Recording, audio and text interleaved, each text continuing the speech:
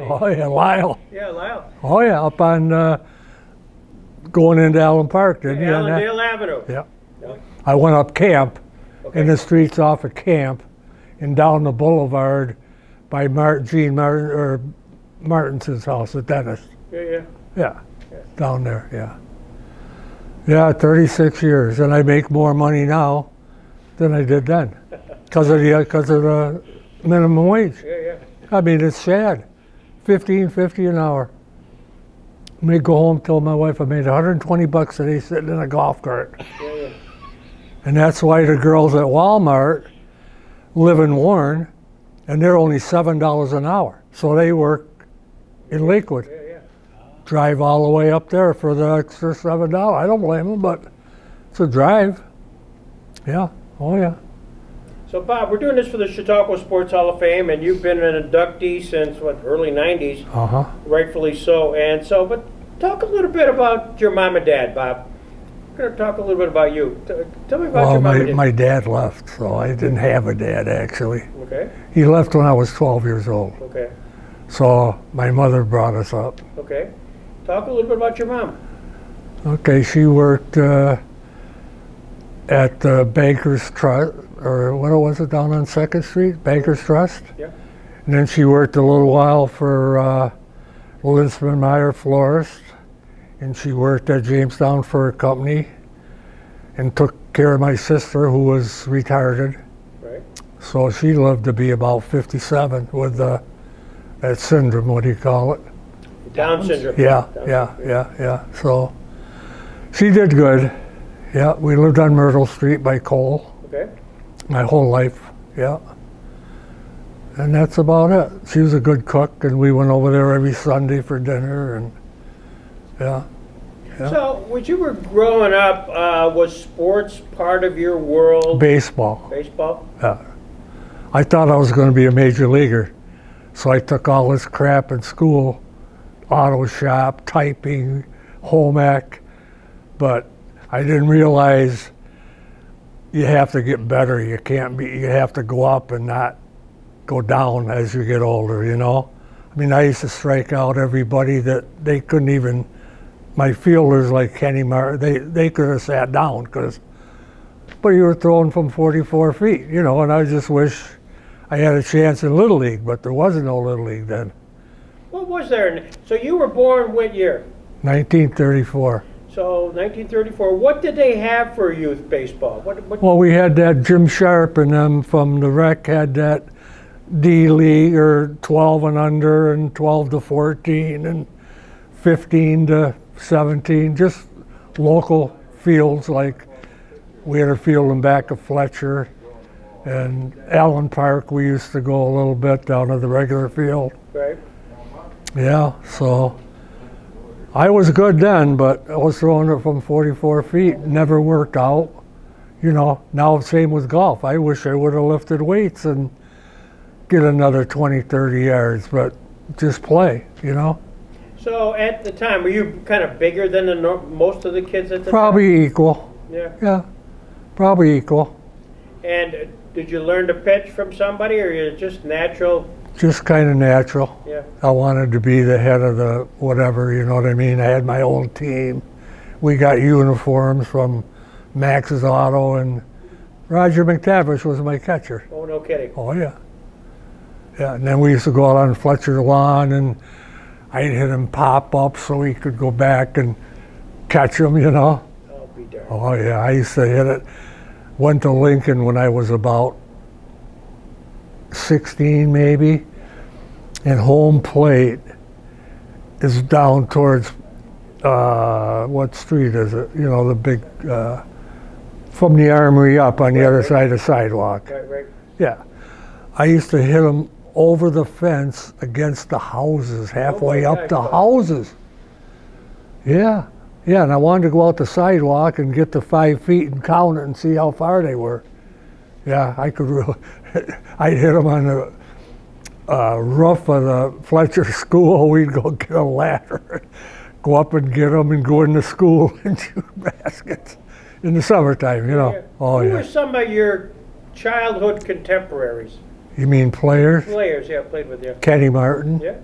Art Wallstrom, Howie Lindstrom, McTavish, some of the local guys around the neighborhood, you know what I mean? Yeah. Yeah, yeah. So did you continue this? Did you play in high school baseball? Yeah, I pitched a no-hitter in my first game against Westville. No kidding. Yeah.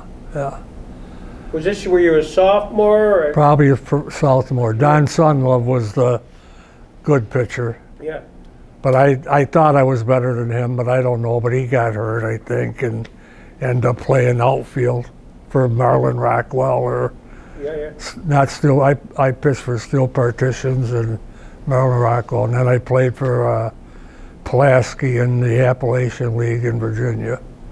So let me. You're going way too fast for me here. This Yeah. is you're doing. Well, I got signed by the Phillies. Well, we're going to talk about that in a Okay. second. So, you had a huge high school career, baseball. Did yeah. you play any other sports other than really baseball in high school? Just Southmore basketball. Okay. Yeah, But baseball was your thing. yeah. And you're basic. When you weren't pitching, did you play? No, but I could hit. Okay. Yeah, no. So I was pitching. You were a pitcher. Yeah, And right-handed, Yeah. right-handed pitcher. yeah, And so you pitched sophomore, junior, senior year. yeah. And when high school got done during the summer, did you play in like local leagues? Were there summer leagues? Well, in the one with Steel Partitions and I don't know what that was called. Marlon Beauty League. Rockwell. Beauty Yeah, League. Beauty League. So even when you were a teenager, you're playing with them. Well, probably when I was 20 when I got released from the Phillies. Oh, okay. Then I come back and I was going to go to Olean and Bradford and try to get a tryout, but I didn't. Well, let's talk a little bit about that. So when you're a phenom pitcher in high school, who scouted you? Greg Malevy was one, Uh-huh. and I got signed by some guy with the Phillies. I went to a baseball camp in North Carolina, and I got signed by him down there. Did you? So how old were you at the time you got signed? Oh, probably 21, 20. Yeah. Yeah. Did they then put you in a minor league team then? That was it, Pulaski, Virginia. Pulaski, Virginia. Was in the Appalachian League. They had Welch, West Virginia, Johnson City, Tennessee, teams around down there, Bluefield, West Virginia. Yeah, yeah. So what was it like now playing a little bit different caliber ball? Well, I remember one game, this guy's hit about 5 homers over a short fence. And then I was pitching against this really good player. And luckily I had good balance on him. I mean, he lined it right back at my face, and I caught it. That would have probably killed me. A line drive like that from 90 feet. Yeah. Yeah. Jim Holsinger, I think his name was, but I'm not sure. Yeah. Oh, yeah. But I had a 1-3 record. That was it. Did you play the whole season there? No, I got released. Got released? Come home, and then I was going to go to Olean, and Yeah. yeah. Part of the Pony League at the time? Yeah. Yeah. Yeah. Did you go down there at all or no? I went down, but it either rained or something happened. I didn't get the tryout. Okay. Yeah.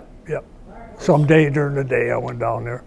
So that was the end of your professional playing. Then I come back and played for Marlon Rockwell, and we played against Steel Partitions, and I think I shut them out up to Allen Park.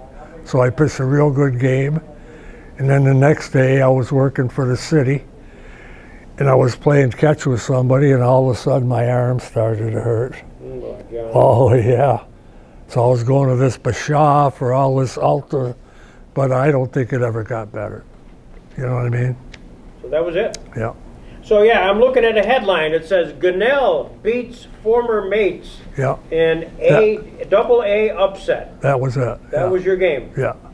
And you were pitching for the Steel Partitions, wasn't it? yeah.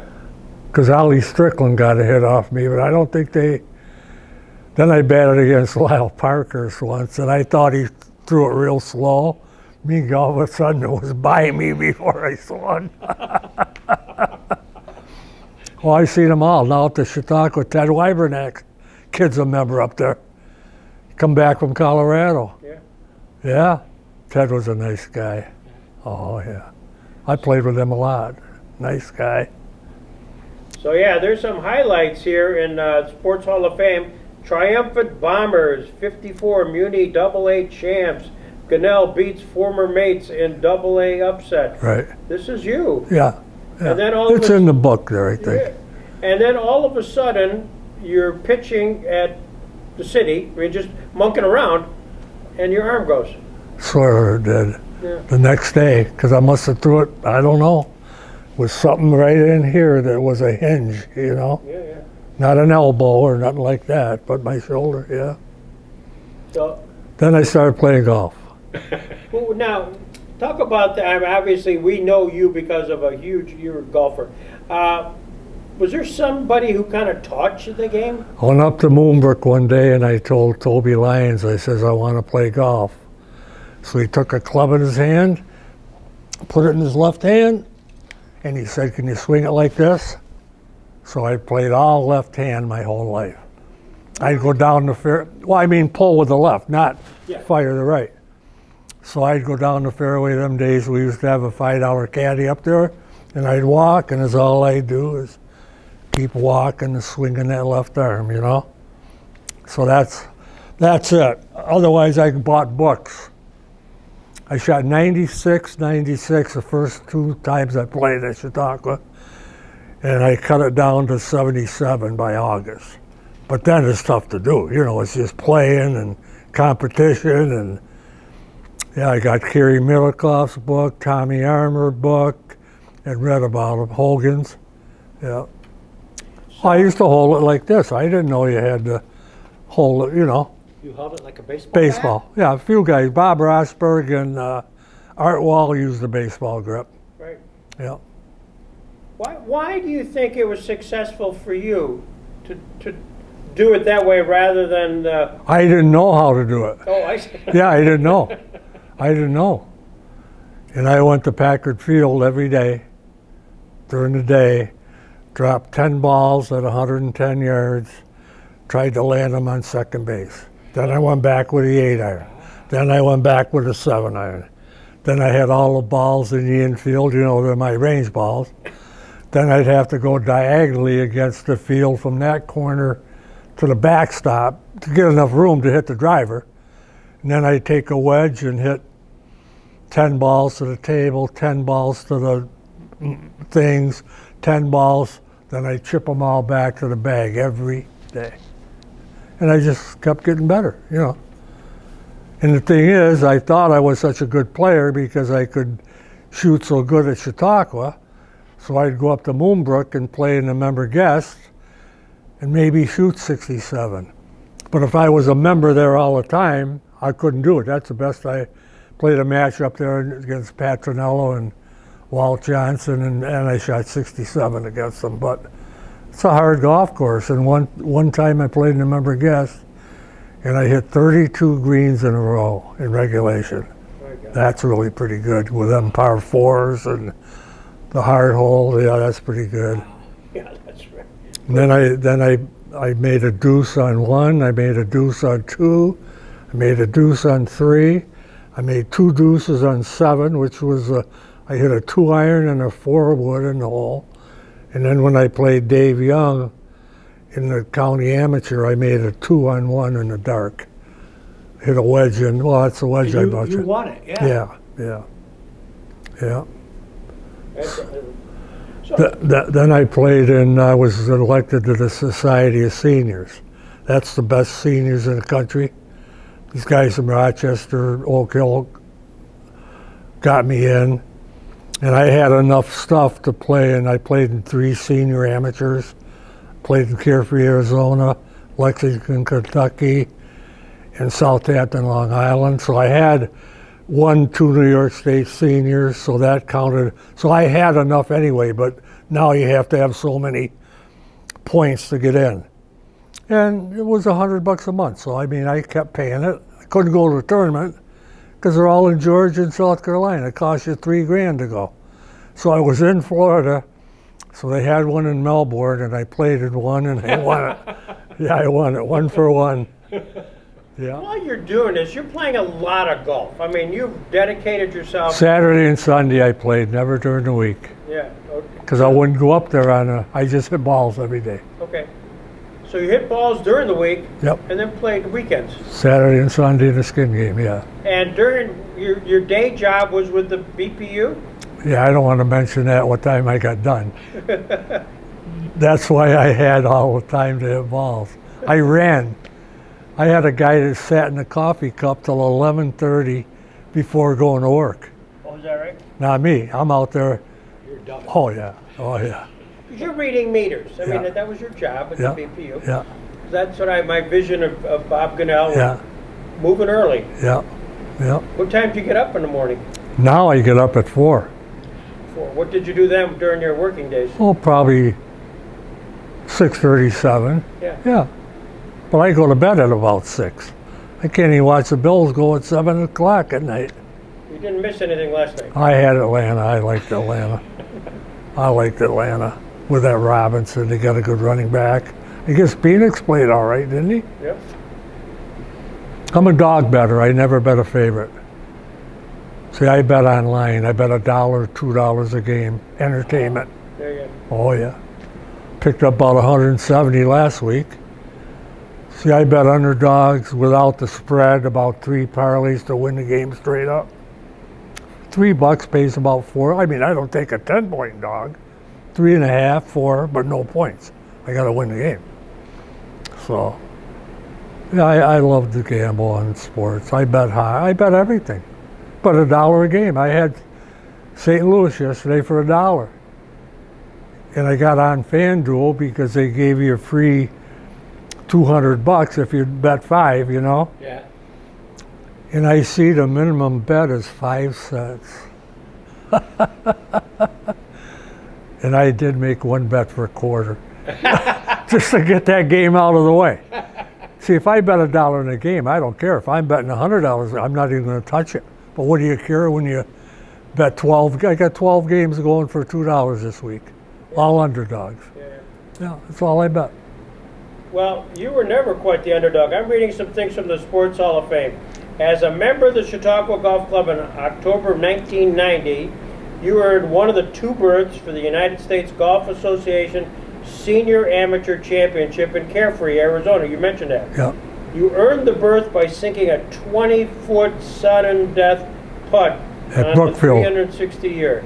Yeah. Beat John Gaffney. No, Walt Johnson. Did you really? And we went down number 1. It's a pretty good hole. And he hit it in a big, deep bunker. And I hit it on the green. And he got it up and down. Figured I might win it right there with a par. Then it's tough to come back when you figure you got something won, you know? And I did birdie 2, yeah.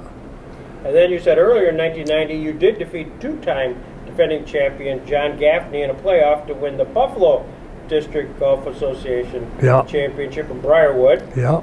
And also in 1990 you dropped a 2-foot birdie putt on the 4th playoff hole to defeat Joe Garner of Poughkeepsie. 1990 was a great year. Yeah.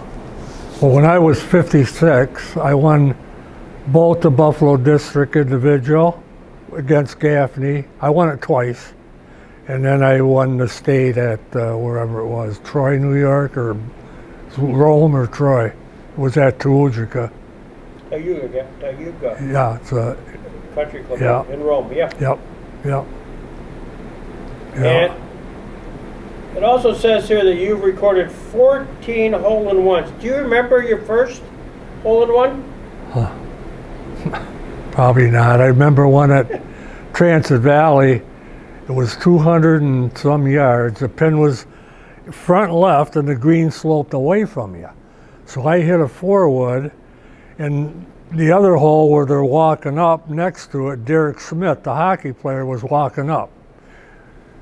And he never went nothing. So walking up, he said it won the hole. That's all he said. Yeah. I played a lot with Donnie Edwards, Tom Barrasso, Adam Creighton. They all belonged to Transit. All the hockey players.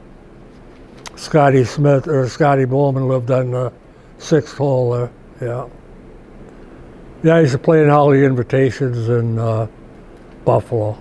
That's where I played all my golf. Never in Pittsburgh, just Cleveland to try to qualify. I went there because they had more spots. I qualified at Brookfield. They had like 3 spots. And I shot 69 because we played the short tees.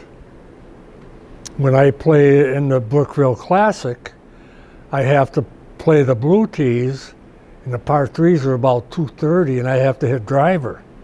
These 2 days I hit 6-iron, so it made it easy. I know I beat Wetlaufer. You ever heard of Ward Wetlaufer from Buffalo? Porter Cup guy, Nicklaus's best man. But I think I was as good at, but he had the Porter Cup record for years, Wetlaufer. Nice guy. They owned a printing company and belonged to Country Club of Buffalo. Yeah. So I'm reading again. Chautauqua County. Gunnell has won multiple club championships at Chautauqua Golf Club, Moonbrook Golf Club, South Hill Country Club. He holds the course records at Chautauqua Lake Course with 62 and at South Hills with 64. Yeah. I've won it at every course I've been at in Florida and Jackson, South Hills. They give me a free membership. And then Vince Toscano sold it back to Wally Carlson. So I never went there once. We had a nice game on Thursday. We used to have about 60 guys playing the skid game. Wow. Yeah. Yeah. And Jim Barlow almost beat me up one night down there because they were going up 16, and I think they were about 600, okay? So we're going up 15, and we're like 5 under with 3 to go. So I birdie 16, I birdie 17, and Bajano eagles 17, and Billy Deppis birdies 18. So he waxed him. Yeah, he was really after my ass. Yeah, I was scared. I'm not a fighter. I've never been a fighter in my life. Or I wouldn't go look at one, you know. I can't do that. I treat people right, you know. I tip people. I try to get a little advantage, you know what I mean? It works. I learned that from my wife's father-in-law, Rafa, who used to be a barber up and above First National Bank. Did really good in the stock market when it was starting out. Right. He'd go buy a car, a used car that was maybe going for $5,000, and he'd have a bundle of hundreds and give them $250, and they fall for it when they see them. You know what I mean? Yeah. I try to hustle. You know, and I've made a big comeback in the stock market. Oh, man. Yeah. I bought Microsoft at 8 and it's 500, you know. Good for you, Bob. Oracle at 6 and it's 300. Yeah. So where did you learn those techniques? Looking at Yahoo on the thing. Yep. I just bought a stock called Rigetti. I looked to see, I got it at 14. It's in the quantum things. Yesterday it hit 55 in about 4 weeks. Wow. Then I bought a thing called SoundHound. It's the voice things going to restaurants and cars. Okay. So I bought it at $1.70. So I had, I think, 1,000 shares. So Robbie told me, better sell it. I don't sell. I don't pay capital gains. So it went back down to 1. Now I've got 4,000 shares, and it's up to 20. Wow. So I made 80 grand on about $10. Went up $1.87 yesterday. So multiply $1.87 times 4,000. Yeah. So you can afford dinner. But I don't. I'm too tight. You're not Swedish, Bob. Come on. I'm Swedish, actually. Are you really? Yeah. Well, there you go. That explains it. I won't spend and I'm 90, almost 92 years old. Well, why the hell wouldn't I spend it? I buy these socks at Walmart, 12 pair for $10. And I'm into pop cans. Perfect. Oh yeah. Then I told Robbie, you got a new thing now. I think I'll go over to, what's the one across from Wegmans? The store? What's the name of Aldi? it? Aldi's. Go check them carts and maybe flip them quarters out that people don't come and take out. You do not. I just kidding them, but I just like to play poor. Well, you mentioned your son, Robbie. Yeah. It's in this here. Yeah. That you managed Mount Moriah's squad in Jamestown Little League for 5 years with Dwayne Schaefer, who Yeah. played with the Jamestown Falcons. Right.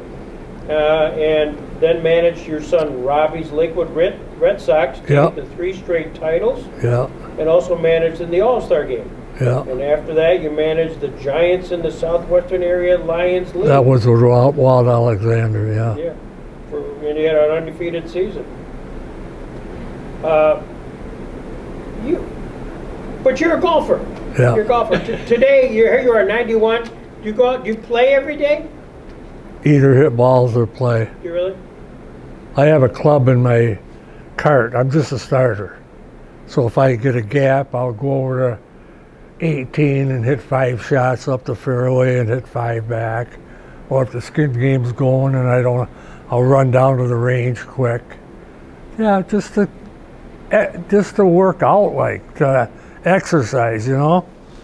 Because my legs are so weak. I could hardly make it. Them scrapbooks are heavy. But I didn't know you could park on 3rd Street, see? I thought it was all metered. Yeah. Well, you talk about having a club in your cart. This is one of you donated this. Yeah. So tell me about this, and I don't know if I can show this here.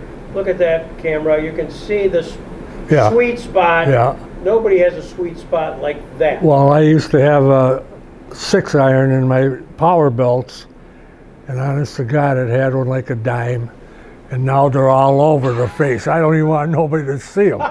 Jesus Christ. I want a circle there. I don't want them off the toe, and terrible. I mean, this is unbelievable. Yeah.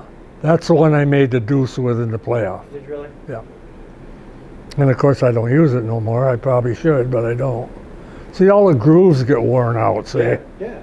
And that don't put no spin on it. Right. Yeah. Bob, if they had to define your golf style, how would they describe you? I mean, you've had so much success, but just consistency. I mean, is it? Tempo. Yeah, tempo. Same speed down as back. Yeah. You don't go down. Well, you come down faster, but I mean, you don't take it back and swing really hard. You try to swing the same speed. You know, I could get 10 extra yards if I had to because I had good timing then. Like a par 5, I only hit it 250, but everything in the middle, you know, pretty much, yeah. I'd say tempo and accuracy, maybe. You played every golf course in the area. What is the toughest golf course? You mean just around here? Around here, Chautauqua County. If I had to say, it'd be Conowongo, Cotawango? Yeah. then Moonbrook. I don't know about Cable with the new holes and that. Chautauqua's all right, but these guys hit it so far that they birdie all the par 5s. Yeah. You know, like Chuck Christ or guys like that. Yeah. They hit wedges in on some of them on the second shot. Yeah. When you were playing do you play a lot of match play? I mean, Just in the club championship probably, or in the senior amateurs match play. You gotta go and qualify again when you get to the site for the low 64. Then they go into match play. then was there a guy or two during your long where you'd say, "Oh man, I hope I don't have to match up against him"? Just that. Was there a couple of golfers that you just? I simply- never played Ben Bishop, so Oh, yeah. he was before me. I really wasn't afraid of nobody that had to worry about it. You just try to play your own game, and if make pars, and I tried to make pars, you know, make him make a mistake, you know. No, I can't. Did you play with my time? Danny O'Neill beat me 3 times Yeah, in the member guest or in the club championship at Moonbrook. yeah. I beat I beat Riggs Reynolds and Jim Kime. Yep. Yeah. Jim Kime tried to drive the first green and hit it out of bounds. Jim Jr., right? The guy from Erie that was a pro. Jim Kime Jr.? Yeah, probably. Yeah. He died. Yeah, but I wasn't afraid of him because he was wild. You know, hit it far, but he come up to Chautauqua one day. I was playing in a skin game, and I was down on 13 playing in the game. Come up with a wad of money, and he says, "Come on, let's go see who's better." Saying you can beat me or all this bullshit, you know? Yeah. It never happened, but I did beat him at Moonbrook. He was an all-town member. Yeah, Danny O'Neill probably beat me 3-2. But then one Sunday with his dad, we went to Elkdale. 2 tournaments as I beat him there, and then we went to Jackson in the afternoon, and he beat me there. Yeah. Yeah. Kirk Stauffer's a pretty good player. He's 64, but he's really good. Probably the second. Nick Palladino is maybe the best assistant at Craigburn. Shoots 68 pretty near everywhere he goes.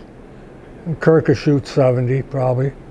And these are strange courses, but he isn't very big, but Kirk said he hits about 40 yards by him. Yeah. Yeah.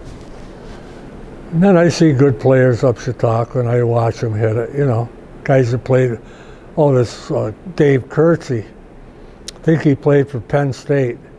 His dad was always a member up there, and they always hung around with Todd Ely, the coach. Yeah, Coach Haley. Yeah, and so he went out and he won the club champion last year, and shot 28 on the front this year. He had 8 birdies.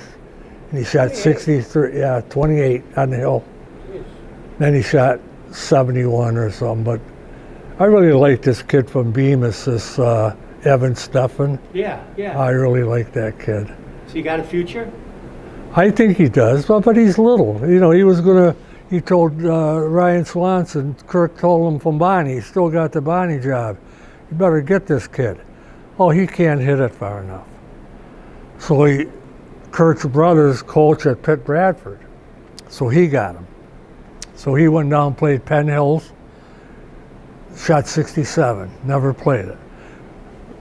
Swanson shot 77. You know what I'm saying? The kid's a good player. Nice dresser, oh my God. Really a nice kid. But he shot 67, 69 in the club championship, but it wasn't good enough. So, Bob, what's your highlight? I mean, I read the Sports Hall of Fame, and the list is just forever of all the tournaments you've won, 14 holes you've won, so on. But is there a highlight or two for you? Probably winning the Society of Senior thing in Melbourne. Yep.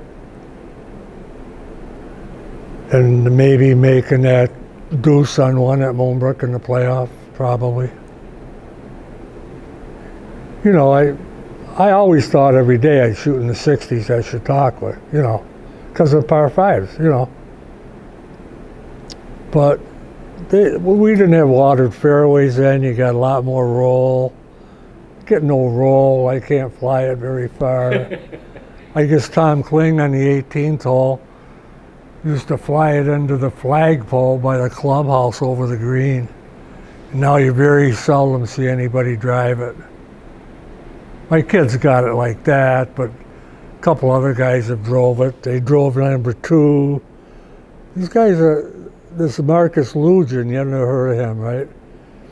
Well, he goes down to the range, and the range is up here, then the grass for the range, then a field from here maybe to the road, and he flies them up in the trees over the range, halfway up the hill.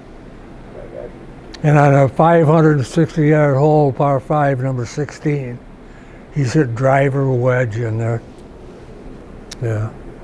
Unbelievable. Yeah. I'm going to switch gears a little bit. Did you used to play down at the Jamestown Municipal Course? Yep. And could you describe that for the camera? Because I have a vague memory of it, but... Well, the first hole went down the road, down Curtis Street. The 18th hole was straight up the hill to the clubhouse without a bounds on the road. That was about 200 and something. It was a hard hole. You could hit it in the road easy if you push it. And Scott Johnson used to play down there all the time. Yep. And then There was maybe a par 3, and I think there was 3-4 holes back and forth down on the flats. That's what I remember. It's a 9-hole course, right? Yep.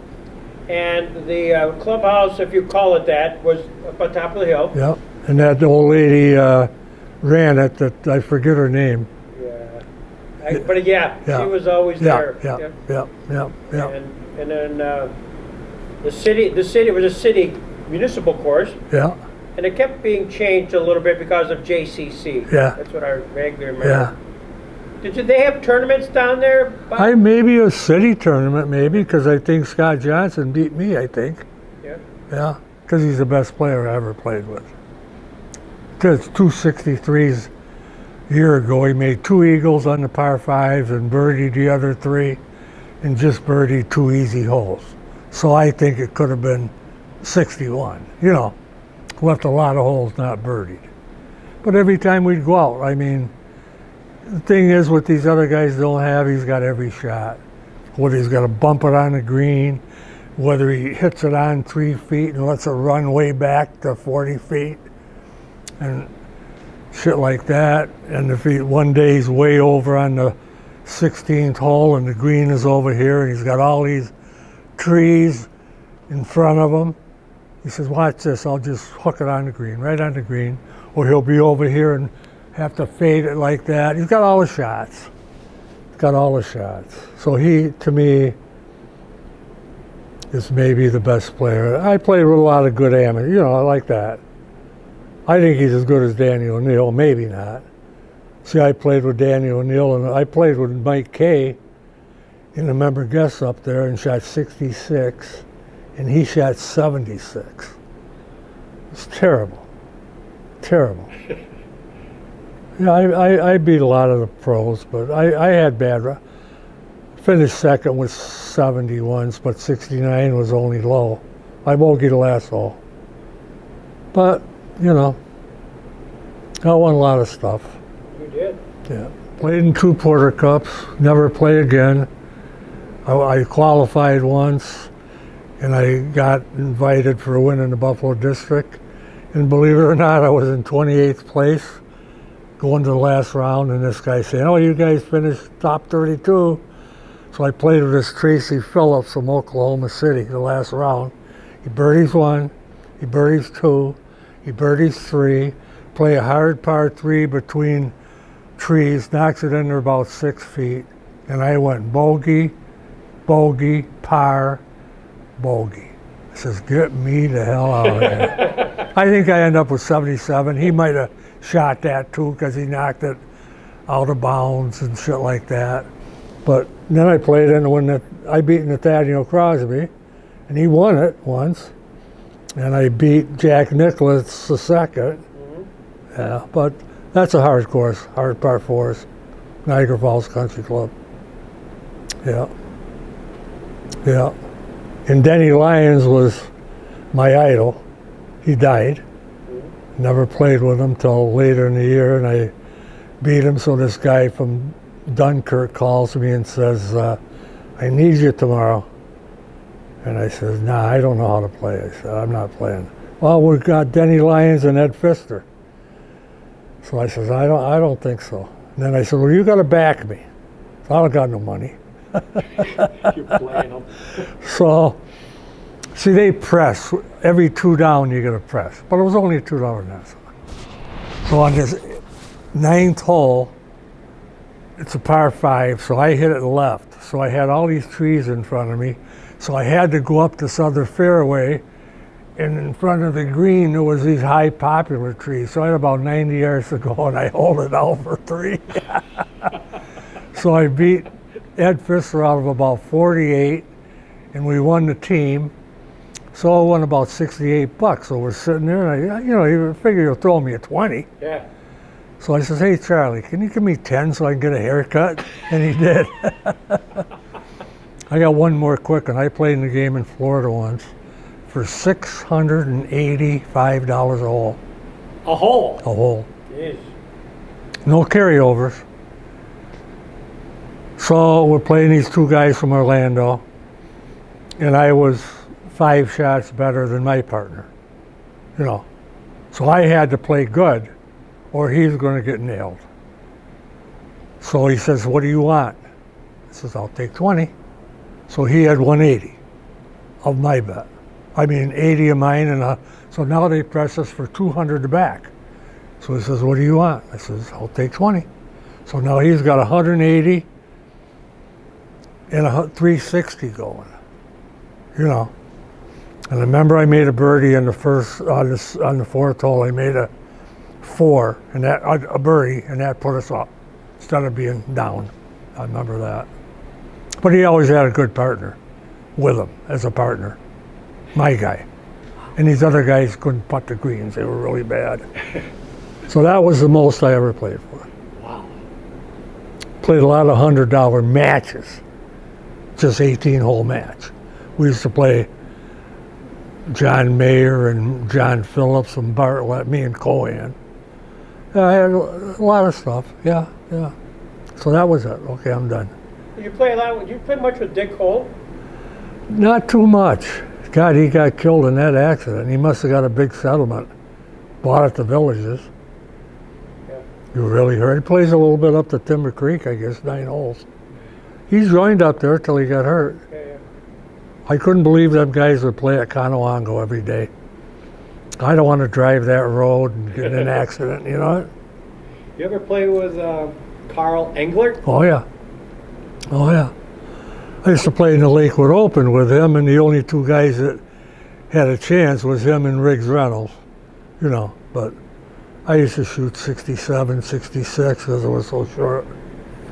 No, and then I played him once in the club championship at Chautauqua. He joined up there. Oh, okay. And I beat him, yeah. Did Joe Johnson play much? Weekends. Is that right? Been there 3 times this year. Is that right? Just won't play. Goes up with Jeff Lindell. Yeah. And Tom might play with him. Tom's a member up there. Yeah. Well, this has been unbelievable. What's the question we should be asking you, Bob, that we haven't asked you? About what now? Anything. Sports? About Randy Anderson? Anything else you want to Oh, talk he's great. You know what you haven't mentioned? You haven't mentioned your wife yet. Well, Who puts up with you for all these years? I've been married twice. Yeah, but still. 31 years and 40. That's what I'm saying. Yeah. Jeez, Who puts up with Bob Gunnell for that many years? Well, she's on me a lot. She wants me to buy her a new car now, and she's got a beautiful car, but she thinks it's too wide, so she wants a Kona. Wants me to trade my car in that I get 50 miles to the gallon on a Elantra. I can't give up that mileage for 24. I go 8,000 miles a year to the golf course every day, 7 days a week, 6 months. And she's a great cook, but I kind of take over the kitchen. She don't make spaghetti, I make the spaghetti, but she's really she's a good lady to put up with me too, but I do everything, you know, I do. I set the table, I put the dishes out, I try to wash the dishes, I cook, you know, not everything, but I buy all the groceries, I go to the library, I go to the bank, I go to the pharmacy. I have to do all that stuff. Call's was my favorite restaurant for spaghetti. Callous. Oh, it was the best. Then I used to go to, when Nell Bones owned the Bullfrog, Skippy's, JV's, at noontime lunches, Stravatos, and Galati's I liked, but my favorite was probably Ramsey's up in Greenhurst. Sure. Yeah, that was probably my favorite restaurant, which I really miss. Yeah. And in Florida, I really liked Carrabba's. Yeah, I did. Bread was great, the soup was great. So yeah, she's a great girl. You know, I got somebody to be with. My wife actually died a few years ago, so yeah. But you know, it's always great at first. Yeah. Yeah, so now we live at the Lutheran home. Yep. She likes it. I'm a Lakewood person. Yeah. Thank you, Bob. This is You're welcome. fantastic. Thank you. Yeah, I hope I did all right. Stay there. I want Get to a unhook picture. you. Now we got to get some pictures.